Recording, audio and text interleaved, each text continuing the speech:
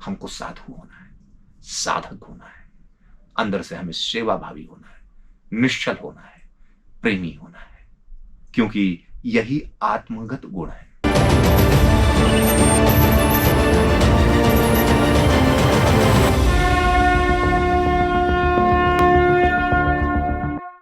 नमस्कार। शून्य साधना के इस कड़ी में आप सभी दर्शकों का हार्दिक स्वागत है। आज के चिंतन सूत्र में एक बड़ी महत्वपूर्ण बात है। वो बात है हमारे व्यवहार की, व्यवहार के प्रदर्शन की। जरा ध्यान करके देखिए, थोड़ा चिंतन करके देखिए, अपने जीवन के अनुभवों को खंगालिए और मुझे बताइए कि क्या आपको अपने जीवन में ऐसे व्यक्ति मिले हैं जो ऊपर से बड़ा प्रेम, बड़ा आदर भाव, बड़ा अटैचमेंट यानी आत्मीयता दिखाते हैं, किंतु उनके अंदर ईर्ष्या, क्रोध, नाराजगी और बदले की भावना होती है। आपने देखा है? आप मिले हैं ऐसे लोगों से? पहचानते हैं ऐसे लोगों को? यदि इसका उत्तर है हां, तो मेरा कहना है कि क्या इसका उल्टा नहीं हो सकता कि हम, दूसरे को छोड़ दीजिए, कि हम अपने जीवन में बाहर से थोड़ा सा कठोर, थोड़ा सा क्रोधी,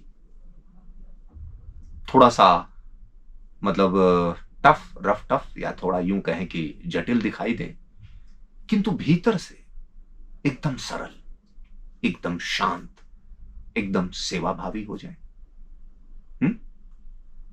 सिर्फ दृष्टिकोण को बदलने की आवश्यकता है और साथ ही साथ उस अभ्यास को भी।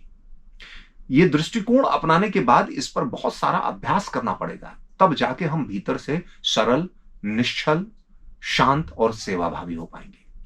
और यदि हम ऐसा हो पाएंगे तो जीवन में आनंद बढ़ जाएगा।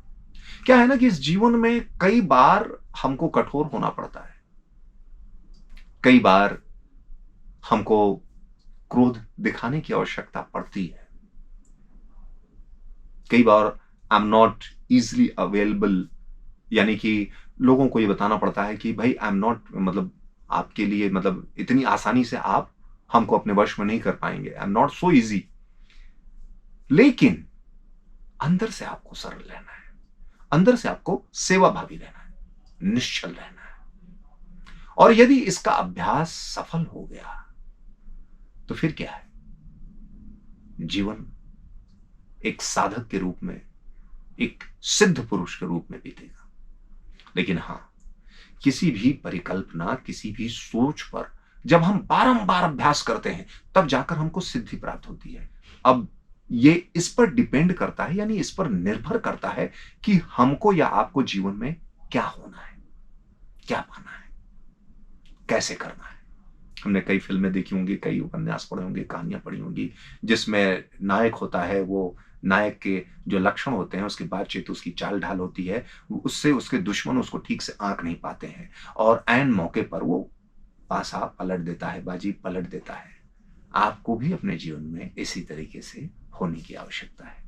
बाहर से आप लोगों को कैसे भी लगे, हम बाहर से लोगों को कैसे भी लगे, हो सकता है कठोर लगे, हो सकता है रूखे लगे, हो सकता है ऐसे लगे कि यार ये तो बड़ा ही उल्टी खोपड़ी का है।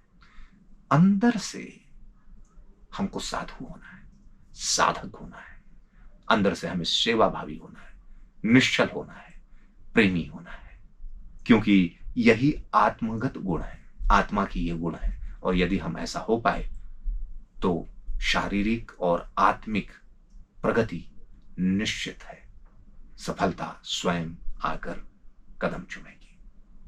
इस चिंतन सूत्र को आज यहीं पर विराम देते हैं। अगली कड़ी में हम आपसे शीघ्र ही मिलेंगे, उस बार नए चिंतन सूत्र के साथ हम आपसे शून्य साधना में चर्चा करेंगे। तब तक के लिए जय सिया राम।